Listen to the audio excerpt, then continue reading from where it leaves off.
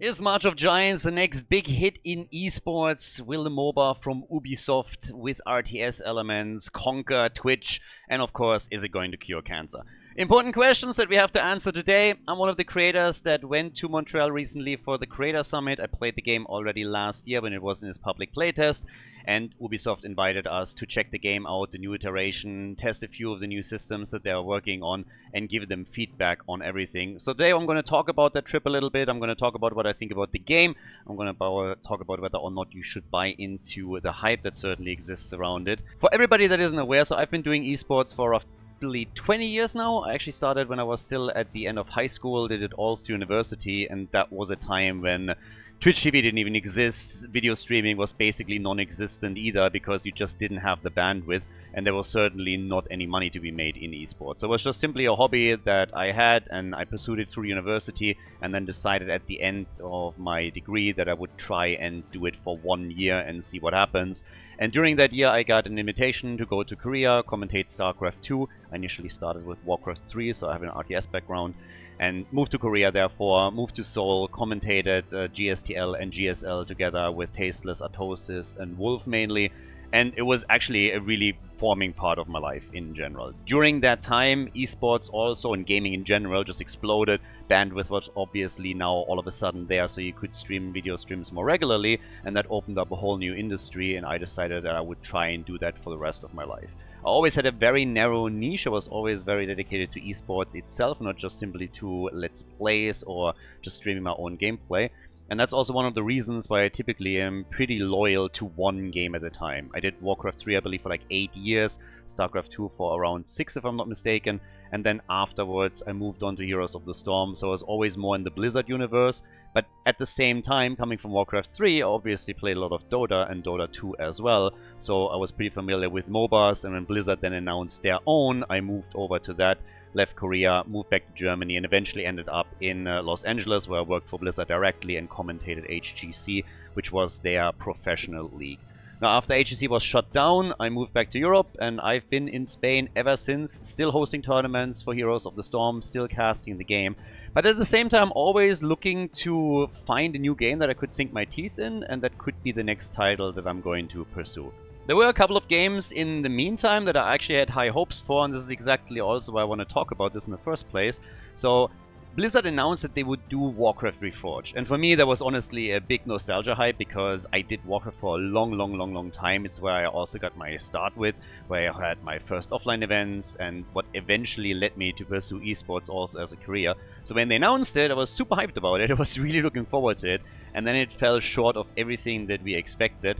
And it was a pretty big blow because I was honestly looking for something new. Going back to RTS was also something I would have had a lot of fun with, but at the same time I was obviously also fully aware that the RTS isn't really that popular of a genre anymore.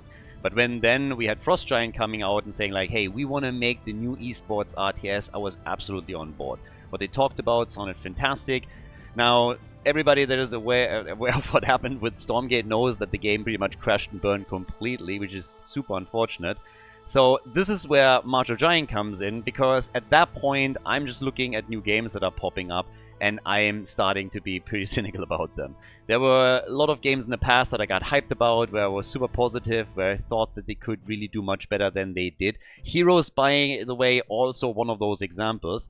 The game didn't do too badly, but Blizzard really screwed up the beginning. They had a lot of problems when they launched the game, and a lot of stuff that people just keep forgetting. They always talk about MOBAs, and they're looking at Heroes of the Storm. They're saying like, well, they tried to push into a market where you had League of Legends and where you had Dota 2, and therefore they couldn't really do anything since the market was already saturated. And I think that's an absolutely wrong way to look at it, because the problem with Heroes was more so that Blizzard really messed up a lot of things at the beginning that were already baseline for all of the other games. The fact alone that we didn't have a draft within the game, that you had to go to third-party websites to draft, we didn't have a proper ranking system. So there were so many things missing that were just baseline that they always had to play catch-up, and it never really worked out for them. And on the marketing side, I also think there were a few things that definitely didn't work out as intended.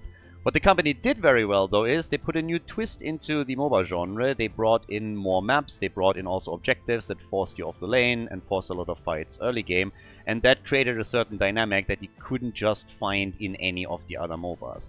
Another thing that they did is also reduce game time pretty significantly, which made it much easier to approach because you all of a sudden didn't have to invest 40 minutes to an hour for a single game, which was actually pretty cool.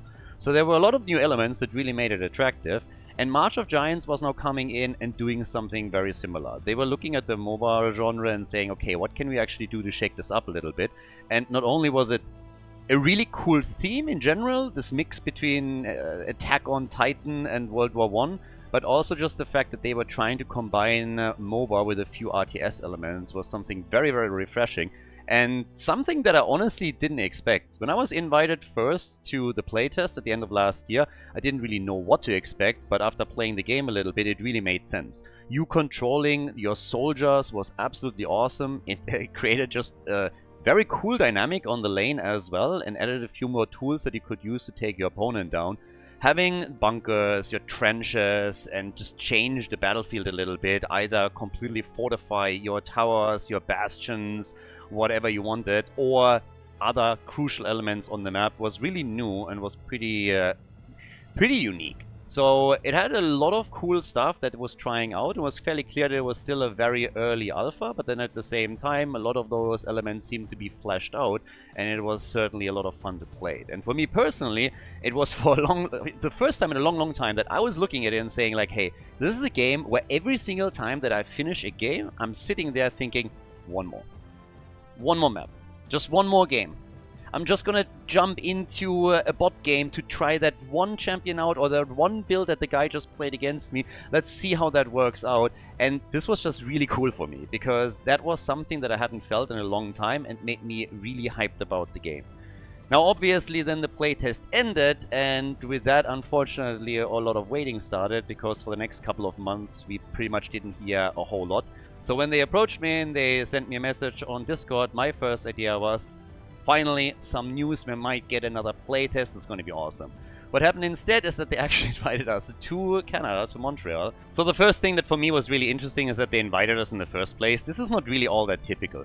Normally when you're these days as an influencer, being it in esports or just as somebody that runs a Twitch stream, when you're getting invited to any of these sessions, it's all happening online. You have a Zoom call, you have a Teams call, Google Meet, whatever it may be. But they're essentially just getting you in a virtual room with some of the creators. They have some presentations that they want to show you, and they're just laying out the general idea of what's going to happen. So this is the typical thing. I've been in dozens of these over the last couple of years. It's always interesting, but at the end of the day, it's just talk. And, well, you gotta put your money where your mouth is at the end of the day, and Ubisoft came in with a March of Giants team and did exactly that.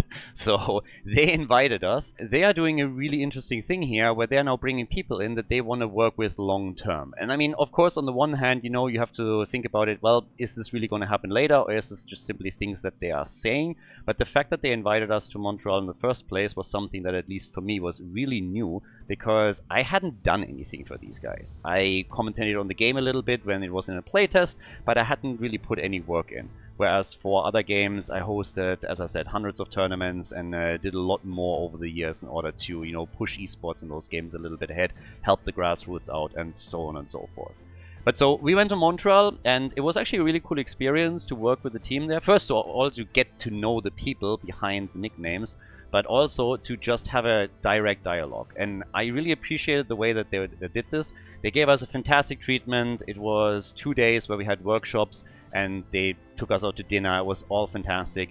But the way that they structured the workshops and these play sessions, I really liked it. So we typically would end up going there in the morning. We played for an hour, 2 hours within the game.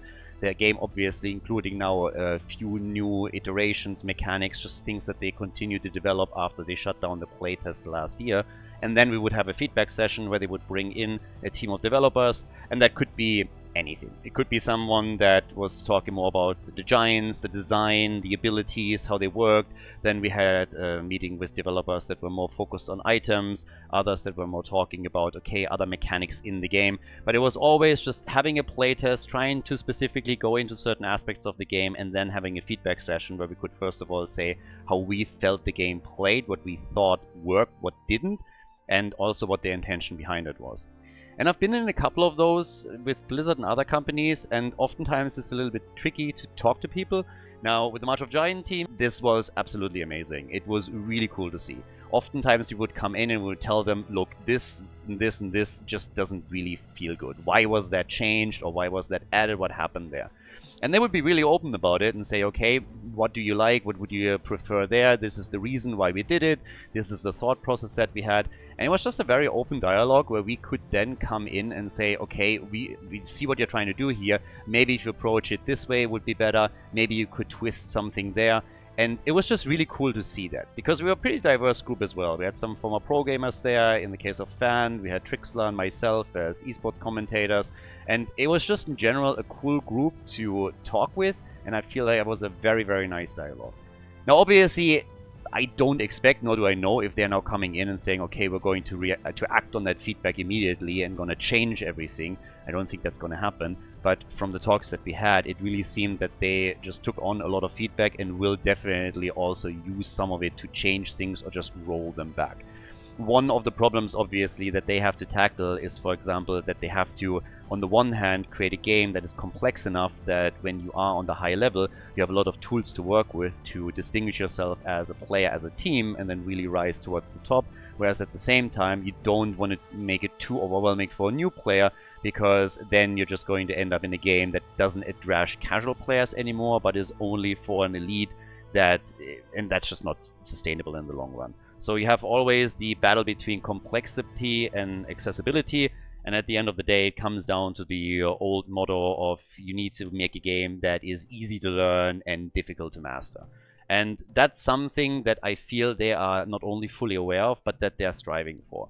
And in some cases, with them now having just so many years in development already, I think they are a little bit afraid, and so should every developer in my opinion, to at some point not see the forest for the trees anymore. So they try to get us in to give them feedback on that, and I feel we were able to do that. And obviously at the end of the day, when you start rolling this out to a broader audience, you will always have people that would prefer it one way or the other. As I said before, I'm coming from an esports background, so there's a lot of casual elements that for me personally don't really matter all that much. I can acknowledge that they are needed because you also want to have an audience that can appreciate what's happening, but at the same time, when you talk to me, you're most likely going to get more of an esports perspective than the perspective of the dad of 4 that has 3 hours a week to play the game with his buddy, for example. So they were really open with everything that they talked about, gave us a lot of information, gave us a lot of insights into what they were thinking, and asked for our feedback. And that whole process for me was actually pretty awesome, because I always felt the entire time that they really were listening and that they really also wanted that feedback, that they weren't just simply trying to show us something and buy us off by inviting us over to Canada, which would be a little bit of a silly strategy anyways, if I'm going to be honest with you, but hey, you never know. So it was a really cool experience, and it made it very difficult for me to not be hyped about the game. So just to tie in of how I started the video with, I went to Canada with the mindset, don't get hyped. I got hyped about Warcraft Reforged, I got hyped about Stormgate, I got hyped about a couple of other projects in the past, and they never really came to anything. And it's really difficult for me right now to look at the game that isn't out yet and say like, alright, this is going to be awesome, without at the same time being really worried about what happens, hey, if this crashes again. So I went there with a mindset, we had a lot of fun in the playtest, it looked really good. This is a really nice gesture from them in the first place, and you can now see how the game developed ever since, but don't get your hopes up too much. It is pretty damn difficult right now to not get hyped. I obviously don't know how the broad audience is going to react to this, but I can just tell you that for everyone that was there, it was a blast. I had a lot of fun playing the game, and I ended up with the exact same feeling that I had in the playtest, where I said to myself after every game, hey, I just want to play a little bit more. If they would have given us an option to just simply lock us into the room and leave us there overnight, I promise you every single one that was there would have been, okay guys, we don't need any sleep today, how about we just like game through the night. So it was really cool, it was really fun. There's a lot of things that they are still tackling, a lot of stuff that they will still do in the future and that they have to experiment with. But right now the whole project is on a really good path and going into a direction that I think is awesome. Everybody that I talked to on the team had their heads screwed on properly, they were really down to earth, and were just super receptive to feedback and also inquisitive about things that they thought, hey, how about this? How about that? What do you think about this mechanic? What do you think about that giant? All those things, and it, at the end of the day, leaves me with a feeling that we have a game on our hands right now that could be really cool. I feel the entire theme is more it's more like a MOBA for adults, honestly. The entire vibe that they have with Attack on Titan meets World War I is really working for me. The graphics are working for me. The sound design is amazing. Some of the videos that we saw that they are probably going to need to use as intros, as trailers, whatever it may be, were just incredible and left me with a feeling that I'm watching, honestly, like a series and not just simply an intro for a game. So it was just fantastic. Does that mean that the game is going to be a huge success? Not necessarily. A lot of things can go wrong, but at least I personally am now very cautiously optimistic, and I think that this could be a really cool game. So if you are into MOBAs, I think this is one that you should keep your eye on. You should definitely go to Steam and wishlist it over there so that you can participate also in upcoming playtests. And for me personally, it's a game that I'm very excited about, and I want to host tournaments there, for sure. It's what I've been doing with all of the games that I've done in the past, that I commentated in the past, and right now I want to see what happens when they roll out the game to a wider audience, when we have some of the pro players from other games coming in, testing it out, when we have maybe a few new faces emerge there, and everybody's trying to fight for the title. I'm sure this is going to be popular.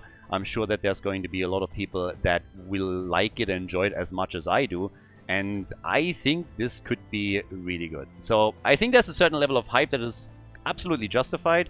We're still talking about early development, so we'll see how things develop.